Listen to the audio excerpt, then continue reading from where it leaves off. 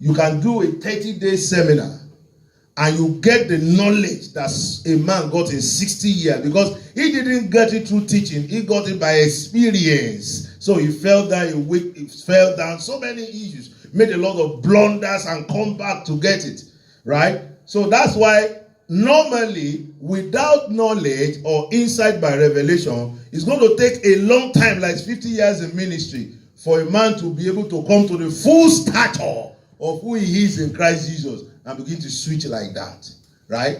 But if you got it by knowledge and insight, it doesn't need to take that long for you to live in the consciousness of who you are in Christ Jesus. So our thought and our desire in our heart, God listens to it. That's what I'm trying to say. As a matter of fact, that's where God is. That's where God checks.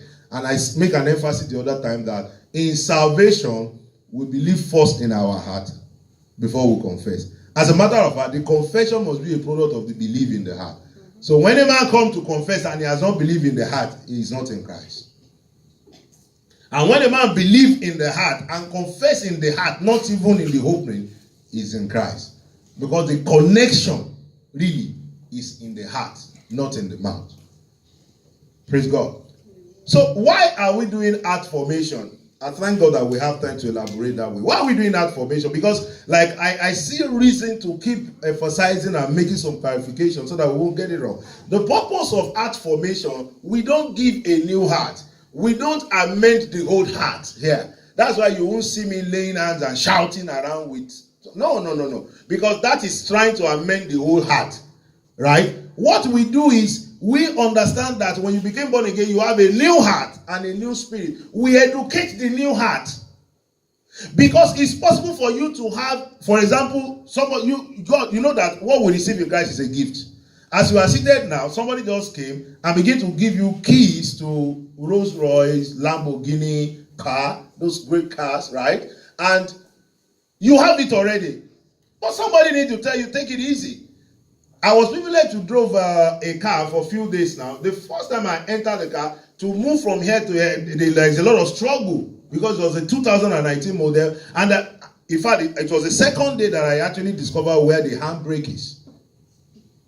I got the car, I was driving in the car, I have all access to the car, but I didn't have the knowledge about the car.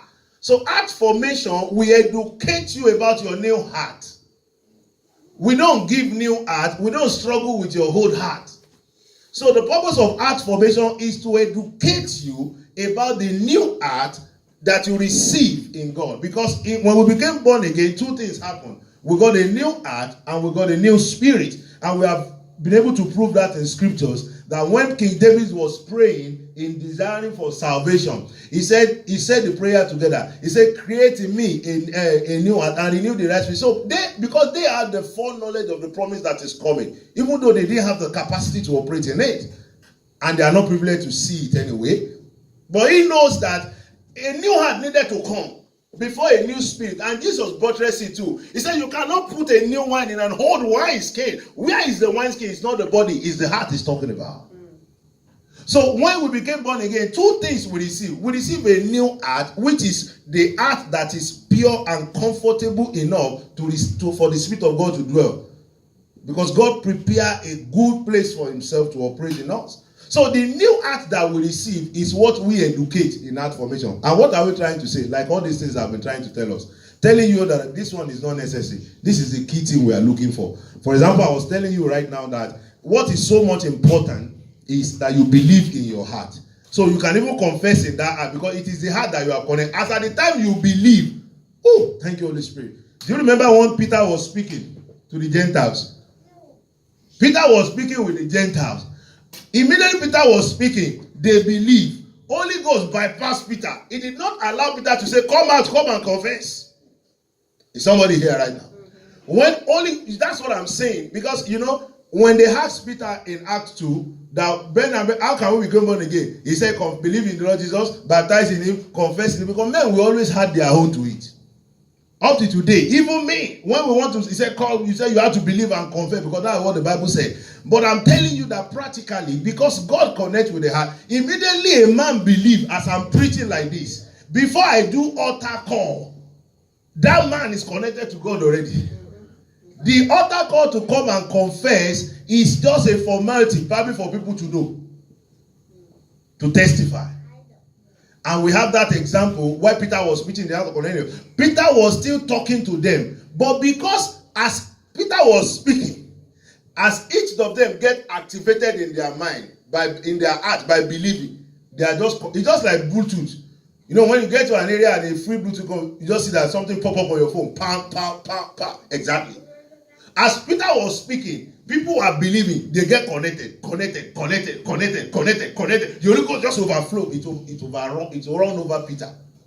He did not wait for Peter to say, "Can you now come after all these things? All of you that you want to be born again, now come. Let me lay hands on you. Let me tell you the Holy Ghost is not necessary." They are connected. As we made that statement that time, they get connected. As we made the statement, so we relate with God in our heart. God is connected to the heart of man. So what we do in heart formation, we educate the new heart that you have, so that you can have the full experience, the full enjoyment, the full privilege of what we have received in Christ Jesus. We don't get struggle with the old. It's just an old wine. We don't need it. We won't struggle with it, except you have not received the new one. But if you receive the new one and you don't know what it's meant for, you can still be suffering like somebody who have not received it. That's why we are here. I remember the first time the Lord was going to talk to me about heart formation. The only story that the Lord showed me was the children of Israel. How that they left Egypt and Egypt refused to leave them. They left Egypt physically, but in their soul, Egypt was there. So while they were free, they were still enslaved in their heart. And God said the same thing. As people get born again and give them a new heart, a new spirit, they still struggle. I was telling you about the car. As I start the car from the garage to move out, the first 2 times that I pressed brake, I was just like, I was jacking. And I was like, what is this? But after 2 days, I don't want to drop the car again. And when I got my car back, I was like, what is this again? This is change, right?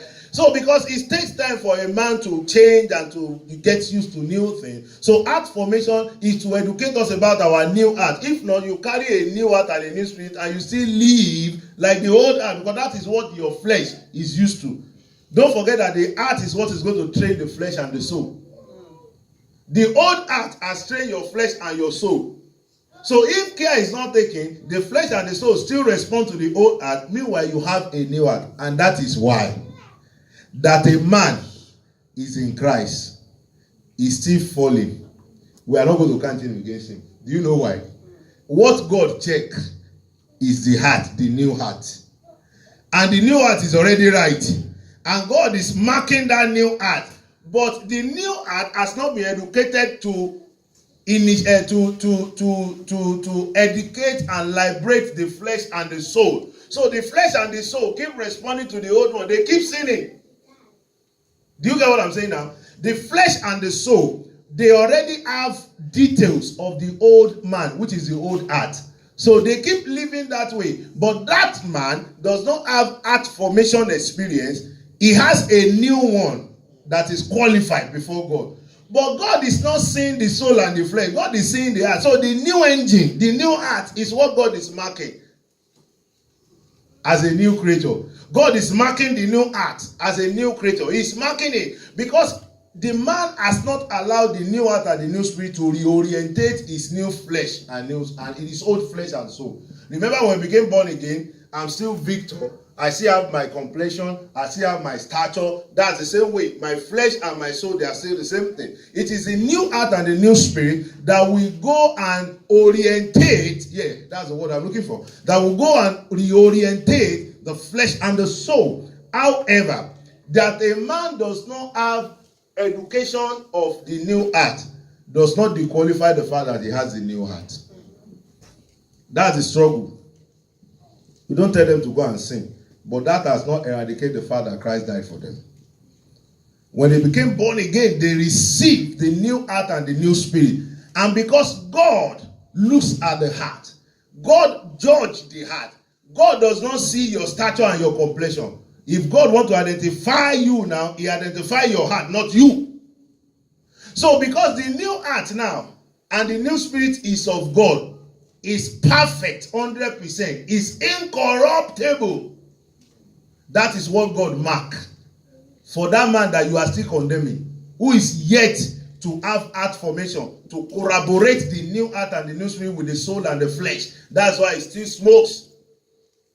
But the smoke does not corrupt the heart that is of God that he gave him, because now it is not a heart of soul, it's a heart of flesh.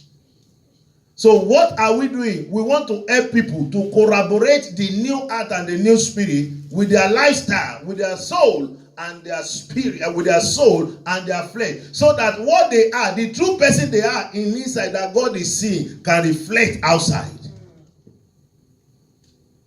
But the fact that it's not reflecting does not mean that it's not right before God.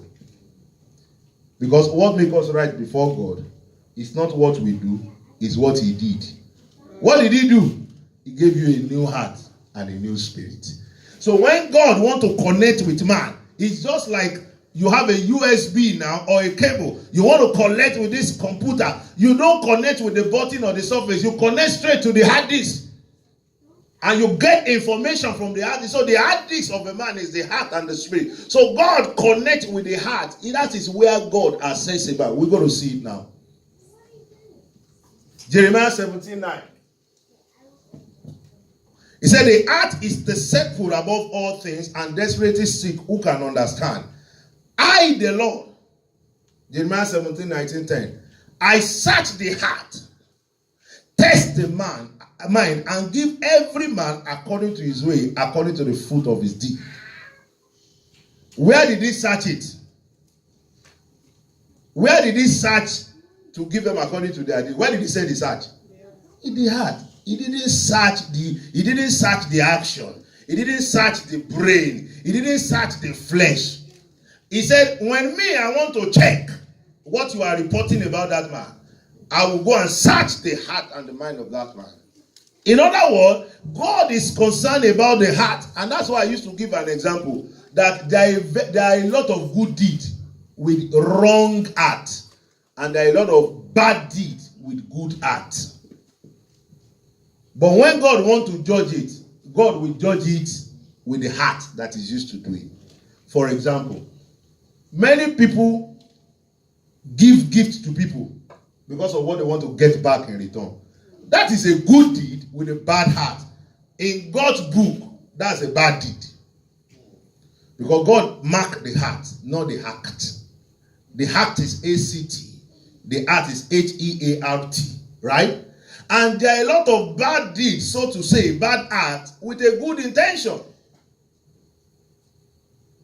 You can ask me for money now, and when I know that the money you want to go and use it for something that is not good, that can harm you, and is even against the law, I said, no, I will not give you. And they said, that man is greedy. It's like a bad act with a good act, a good intention, that I'm not going to contribute to your destruction.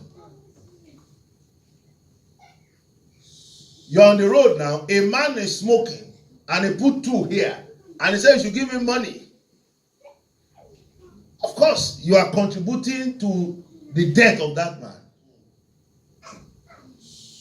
If you are so moved, you better cross to the other side and buy some food and give it to him. If you are so moved that he needed to eat, really. Giving him money, he has shown you his stocks of provisions. Where he's going to put the money again? Because he's smoking one and he put 2 here. So there are so-called bad acts with good intent. So in God's own way, God now said, when I want to give to man according to his deed, where will I search? I search the heart. When our religious people want to quote this scripture, they quote it to you that God will give to every man what he does. Is that not what they quote? Is that not, when I first read it, is that not the interpretation you saw to it? But look at it critically. He said, I, the Lord, my searchlight will go to the heart and the mind to give to every man. That is, when I want to give to every man according to their deed, what I'm going to use to test them is their heart. It's not that deed, but it's the heart that I'm going to use to judge the deeds. So the ways of a man, the deeds of a man, is being evaluated by the heart. I hope that is clear. And also there is something I want to clarify here, because when we teach like this, sometimes because we are teaching a particular thing, you don't discover that somebody pick it up and go and merge it with another teaching you have done before, and they said they are contradicting each other. Like people say about the Bible today. So I want to make clarification. As a matter of fact, I needed to change the heading of this particular one here this morning. When I said God searched the heart, I wrote there before that God is the only one that searched the heart of man, which is true. But now, I want to make a little clarification that when I said God searches the heart of man, I said here, we have the Spirit of God. So there are some men also, by the Spirit of God. In fact, as a matter of fact, everyone that is born again is supposed to operate this one. We also can search the heart of man, not by our own power now. But because the God that searches the heart dwells in us, I can have the privilege to search your heart. That is, I can read your heart. I don't know if you understand what I'm saying. So when a man of God, let me not use a man of God. When a man that is born again said he discerns. When a man that is born again said he saw something about someone, he actually connected with the heart. The prophet, that's what the gift of prophecy, that's the way he operates. The gift of prophecy, beyond your physical, it connects with your spirit and your heart, the hard disk, which is what God searches to. So when you come to a prophet and you pray now, he connects with that and he tells you your real self, because your real self is in the heart and the spirit. Your real self is not what you wear, it's not your complexion, it's not your stature, it's not how eloquent you are. Your real self can be found in your heart and in your spirit. So the prophets, what they do is to connect with your heart and your spirit, right? So what I'm saying is, when I say God is the one that searches the heart of man, I quickly have to put this like 1 Corinthians said. He said, these are things God has revealed to us. By what? By his spirit. We too, that we are born again. Because that God that is searching the heart is in us. That same God, the same way he operates from within. You know that what I've been teaching before is that God in you searches your heart inside you. Even God in me, which is the same God in you, can also connect from outside. Is somebody getting it now? It's connecting within you from inside. Because God in you connecting to your heart within you is all I've been saying. But I'm saying the same God who is outside from within another person can also connect through Wi-Fi. If it's connecting from within before with cable into him, he can also connect from infrared from outside. Because if that God that is in you is the one that is in me, he can synchronize from here too. The same way he's searching from here. So what we are saying is that we have the Spirit of God. So a man that have the Spirit of God, that have the same God that is in you also, it's possible that he synchronizes. So while we say God searches the heart, he can search it both from within and from outside. Do you get what I'm saying now? Yeah. So that's why another man can actually search your heart. And I want to tell you and challenge you also that as Christians, born again, who carries God, by now you should get to a level where somebody is talking to you. But when that thing gets to you, you are hearing something different. Have you experienced that? When somebody called you and said, Daddy, we have done everything, sir. And as he said, we have done everything, something is saying, he's lying, they have not done it. That is connection. The man is talking with the heart, with the mind, but you are hearing the heart of that man. That is the level. A man can be talking to you now. As Christian, you are not hearing the words, you are hearing the heart. I'm telling you what the prophet does. That's how the prophet operates. So when the prophet said, okay, I'm listening to you now. So as you are talking, it's connecting with your heart. So what you are saying to him is not hearing with this one. It's hearing with your heart. So right from what you are saying, he is reading your heart to give you adequate response or counsel concerning that matter. So as God can connect from into him, he can connect from out to him. Is that clear now? So that's what I'm saying, that we have the Spirit. So we can also connect. A man that is born again, we are house God. So either God from within or from outside, he can connect. So he can search like that too. So that is what the prophets, they enjoy. God evaluate the heart. 1 Samuel chapter 16 verse 7. I love this scripture. This is one of my best scriptures. He said, but the Lord said to Samuel, do not look on his appearance. This is very clear, right? Or on the height of his stature. He said, because I, the Lord, have rejected him. Why? How did you do it, sir? He said, for the Lord sees not as man seeth. So I don't see the way you see. I'm not man. Numbers. Do you remember Numbers? Remember John 24. I am spirit. I'm not man. Don't forget this. I don't see as man seeth. I'm not man. You know, a scripture came now. We'll get there. I'll do a teaching. You know that scripture that said, give and it shall be given unto you. Press down, shake it together. Who did he say will give back to you? Me. We did. Don't worry. Later we'll talk about it. But the Lord said to Samuel, do not look on the appearance or the height of his stature, because I rejected him. For the Lord sees not as men see. Man looks on the outward. That is man. Our office is different. When man sees the kind of car you came with, the way you dress, how you are clean and polished, he said, what are you saying? You don't. That man is a respected man. Can't you see him? He said, but the Lord looks on the heart. So God does not have anything to do with the physical. God deals with the heart.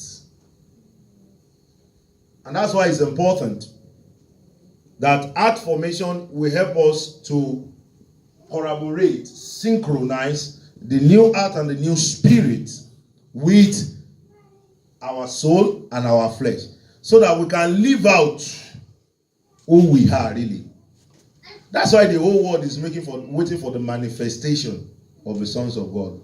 That's why eyes have not seen, ears have not heard what the Lord had in stock. It has not entered the heart of many men, except it is sucked through the Spirit. So the Lord said, I look at the heart. I am not man. I don't see the way you see. I am spirit. I'm not man. I don't see the way you see. I look at the heart. So God, we only look when they say that man is a bad man, that man is this, that man is that. Do you now begin to see the reason behind some of the occurrences that are miraculous, that are mysteries now? It's because, you know, when you look at things at surface value, it's like this is the end of it. But God look at the back end. What no judge, no investigator, no FBI can unravel, God sees. And he said, no, that guy is not the one that killed him. I'm going to vindicate him. And so when they release the man eventually, but say, miracle, oh God, oh God. The truth of the matter is that God is a just God, right? God sees beyond what we can see. Even though we see that this is the end of that man, but God, who sees the end from the beginning, knows that that's not the guy that did it. At the other hand, I'll tell you something now. That guy was the one that did it. In the process of the issues, that guy was smart enough to get a new heart and a new spirit. That is, he became born again, sharp, at the detention. In the same time, the record changed. He got a clean record, an incorruptible record. So as the judge and the police people keep taking him to court, back and front, his record has changed in heaven. His record has changed in heaven. I used to tell my people jokingly, I said, don't allow anybody to kill you. If that man kills you, and he ran to church, and he became born again, if care is not taken, he will be the one to do your burial service. Because the record will change immediately. Heaven begins to back him. When a man is in Christ, all things are passed away. Yeah. So with your spirituality, you need to get wisdom. When they bring out rifle, you move. Except you are ready to be with the Lord. Which of course we know to die is gain, to live is Christ. But if you still have some assignment, you take cover. Because that man, if he's smart enough to get a new heart and a new spirit, the record changes. No matter how long, heaven will pick him out. Because he becomes, in fact, most times it has shown that they are better instruments in the hand of God.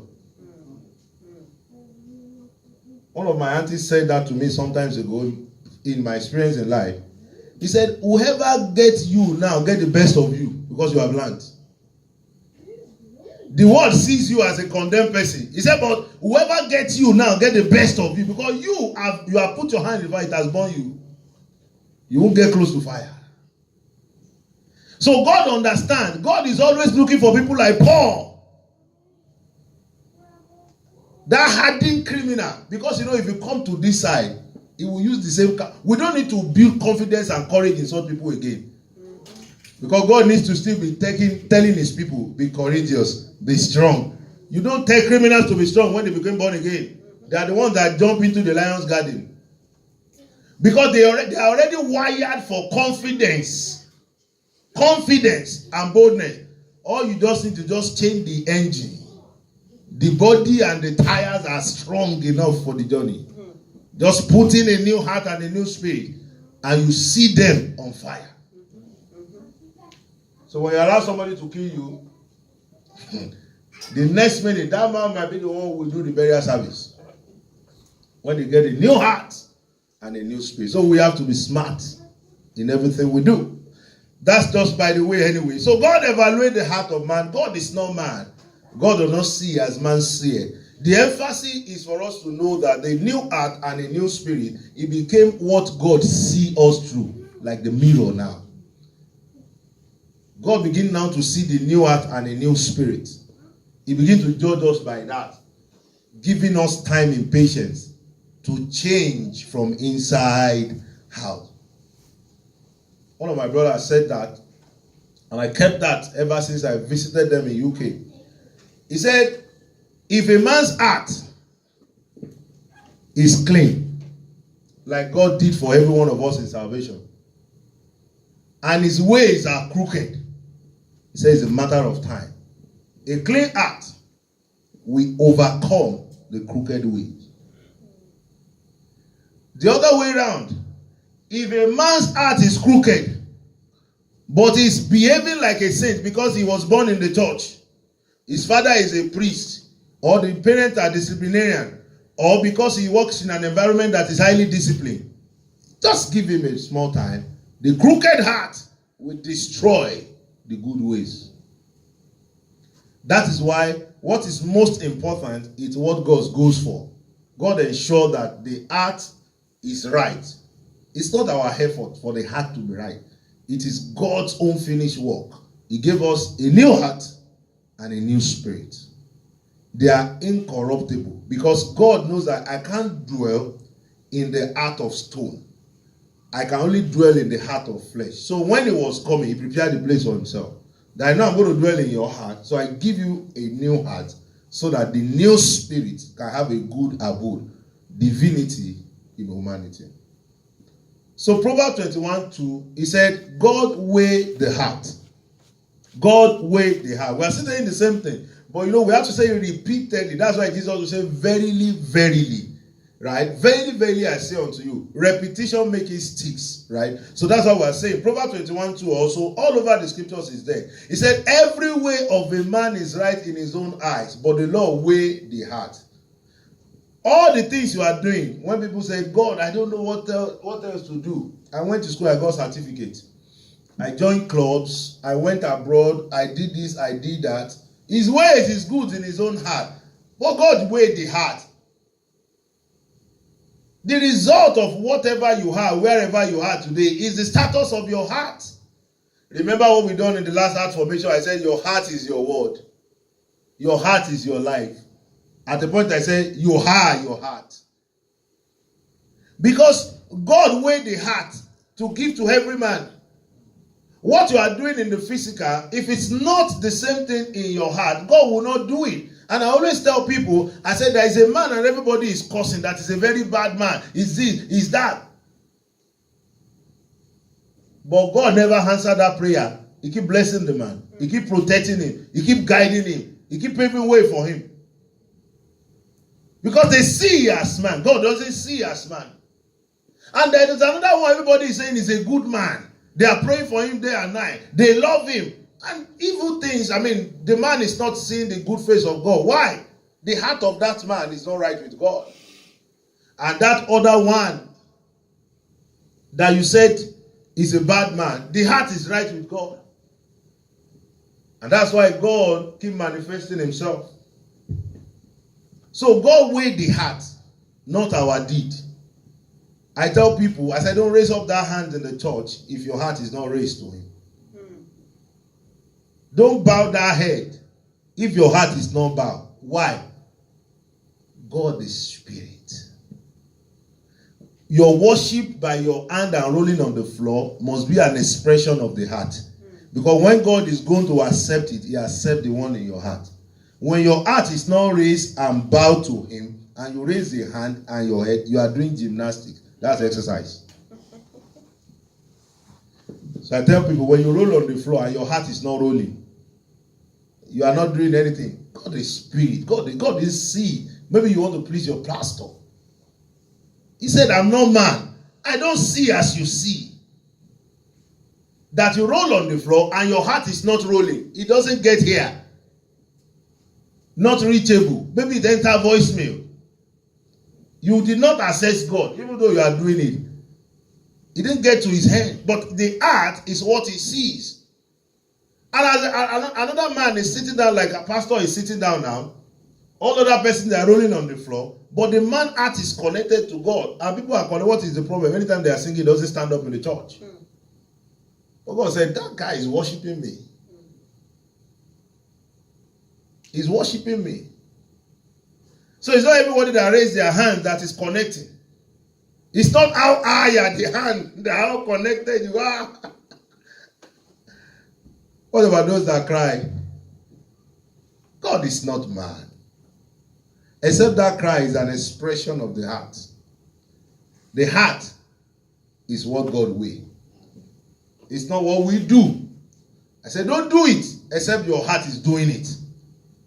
When your heart is not doing it, don't be too quick to do it. So those people that copy, you know that those things didn't get anywhere. Because you have to be from meditation in your heart connected to God. That's where God is going to get the information from. What you do on the outward is to please you and the people around you. But what God looks at is what is inside. I said, God